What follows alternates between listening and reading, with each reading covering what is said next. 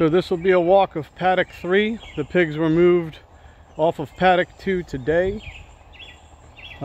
We trapped them in home base, which is set up with these hog panels.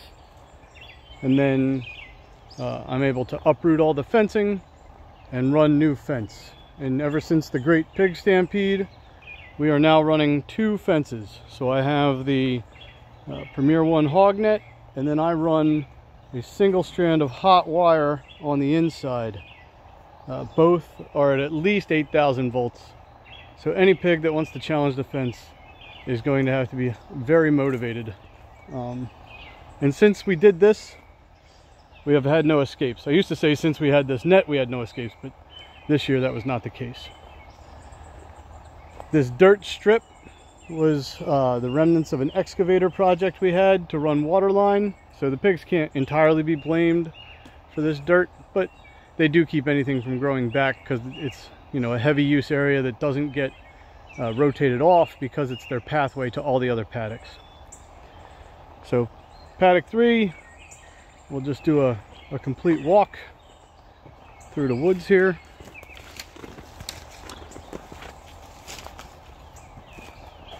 And you can see the obvious grazing line between paddock 2, which is on the left, and paddock 3 on the right. Although a lot of what you're seeing right now is old paddock 2. Because of the way we're set up, I had to get way over there for paddock 3. And if you give them a narrow laneway, you're going to have pig escaping. So once we get up here a little farther, we will be in territory that has not yet been touched by the pigs. Well, they've been on it for like 8 hours, but still largely undisturbed. What's up, buddy? Don't touch the fence. I leave a lot of the rose bushes. They make little tunnels in them, use them to protect themselves from the sun, because I want grasses to grow. A lot of this rose bush gets in the way. Gonna have to chop that down real quick.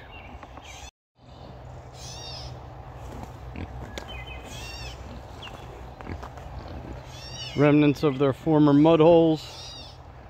These will green up and be full of frogs in like a week. There's one of the bigger guys there. They don't really eat the skunk cabbage, that's that broadleaf plant there, but they do trample it, and then other things grow in its place.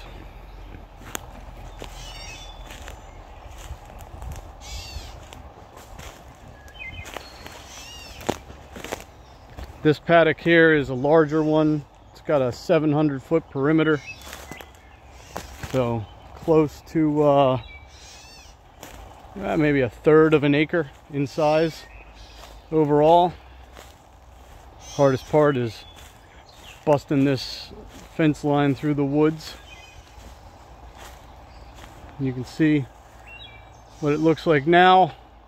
In about a month, it'll be pretty cleaned out.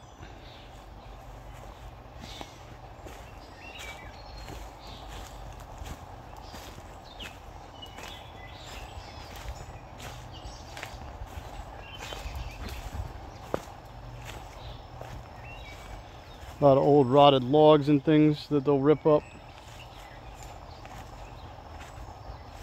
And then in there, already they've started to make their next round of mud holes. I don't know if you can see the grass trampled, but it's a wet area there, and they'll have big mud holes in no time.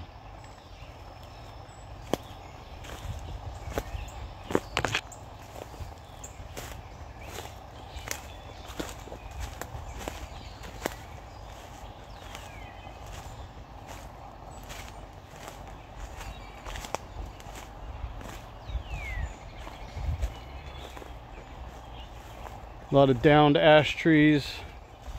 Once we move them off, the pigs will have cleaned out a lot of the low brush, so I can come in here with a chainsaw and get that stuff out of here.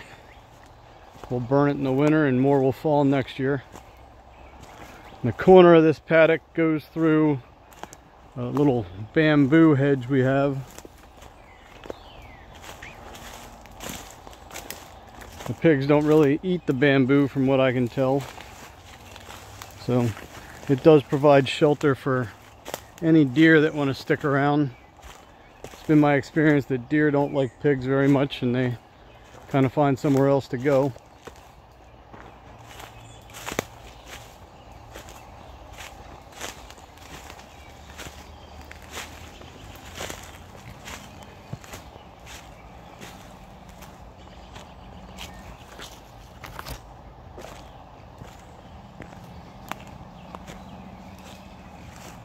Pigs moving through the woods over there, following us around. What's up, buddy? Oh, you're all coming. Take it slow. Take it slow. Don't be getting shocked.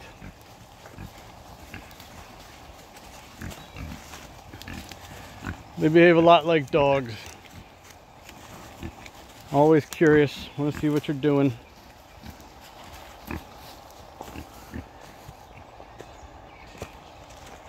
So as you can see, a nice big area for them. This will last them 6-7 weeks before I have to move them again.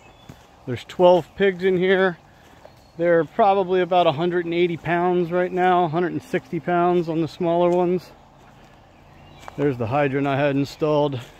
Easy to fill their waters. You see one strapped to a tree there.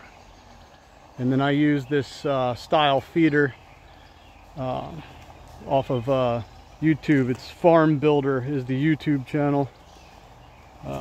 The gentleman's name's evading me, but he shows you how to build them on there, and it's served me well.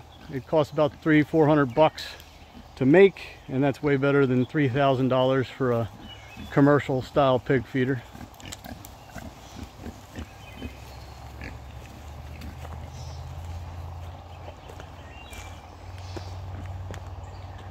Then we're back around to just the laneway that leads up to home base.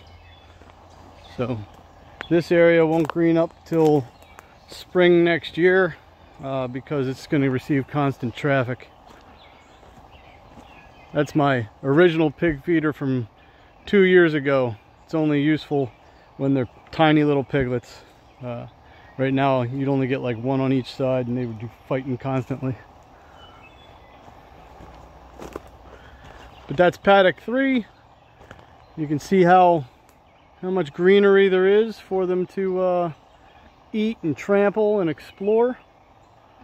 And I'll show it to you when they're done with it.